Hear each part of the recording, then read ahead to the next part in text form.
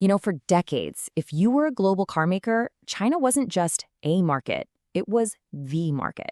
It was the ultimate prize, a guaranteed engine for growth, a seemingly endless river of profit. Well, that golden era is officially over, and what's left is a massive industry-shaking hangover. Okay, let's just break down this core conflict, because it's stark. Think about how things were. China was a cash cow. Foreign brands could just show up, set up a joint venture, and pretty much watch the money roll in. But now, look at the reality today. It's become a money pit, actively draining profits from headquarters, with companies like GM and Honda reporting billions in losses and massive write-downs. And this number? Well, this number tells you pretty much the whole story right here. Foreign brands used to command a staggering 60% of the Chinese car market.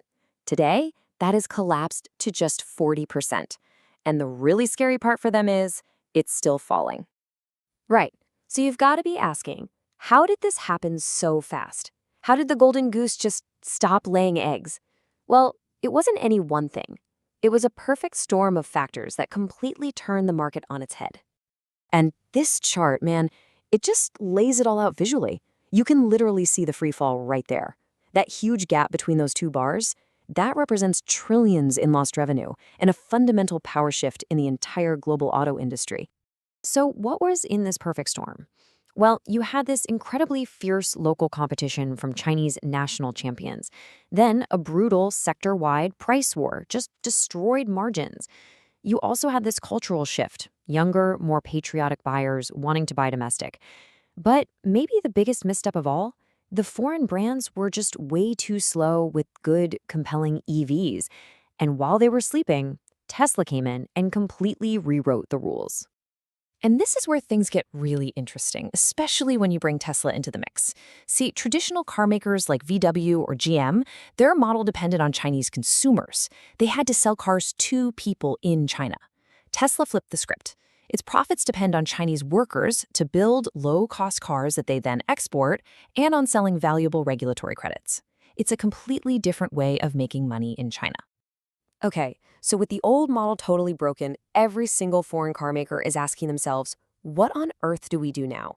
And what's emerged are basically 4 different super high-stakes strategies, 4 massive corporate bets on how to survive this China hangover. Let's start with bet number 1. It's the most straightforward, even as it's kind of painful. For the companies that are just racking up huge losses, the simplest option is to just cut your losses, pack up your bags, and get out. And we've seen this with companies like Mitsubishi and Stellantis. They're selling off plants, pulling out of their joint ventures. But, and this is the really clever part, check out this twist. Leaving China doesn't mean leaving Chinese technology behind. Stellantis and Renault are now striking new deals with Chinese EV makers to build and sell cars outside of China. It's a fascinating move. You stop the financial bleeding inside China, but still get to tap into their innovation for the global market. All right, so if that's one strategy, bet number 2 is the complete opposite.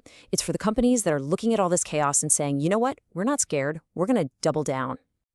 So you've got the giants, right? Volkswagen, Mercedes-Benz, Toyota, and they are pouring billions more into China, building new EV factories, new R&D centers, even buying pieces of Chinese tech startups. The logic here is basically a war of attrition. They're going to use their massive global profits to simply outspend and outlast everyone else, betting that they'll be one of the few foreign survivors left to claim what's left of the market. And you don't have to take my word for it. The CEO of Mercedes-Benz put it perfectly. He's not just talking about business competition. He's framing this as a brutal Darwinian battle for survival. It's an incredibly high-stakes, high-risk gamble. But not everyone is buying into that incredibly expensive gamble. And that brings us to our third strategy, which is a total pivot. It questions the whole idea of even trying to win inside China anymore.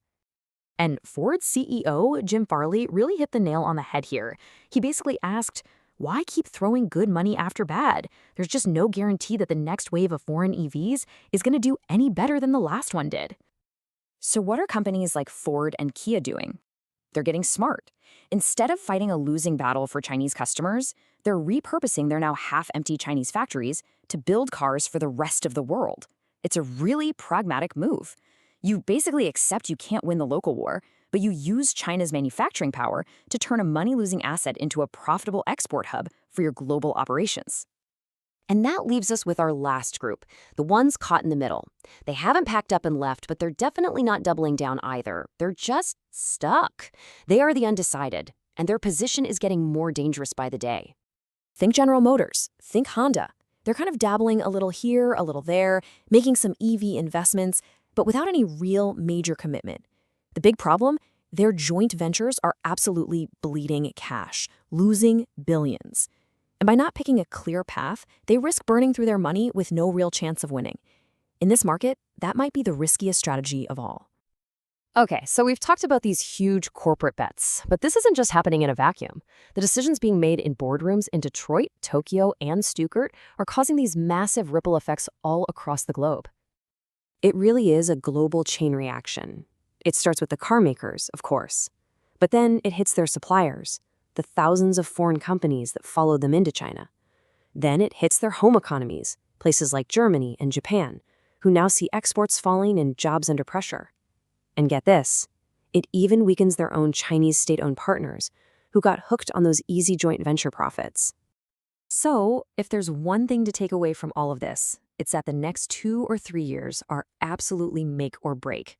The choices these companies are making right now are going to decide who actually survives this great automotive hangover and who gets left behind for good. Which leaves us with the big, multi-billion-dollar question.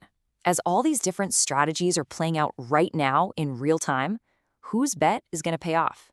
Is it the leavers, who got out early? The doubters, who are spending billions to stay in the fight? The pivots, who are using China to win elsewhere? Or the undecided, who are still trying to figure out their next move? Only time will tell.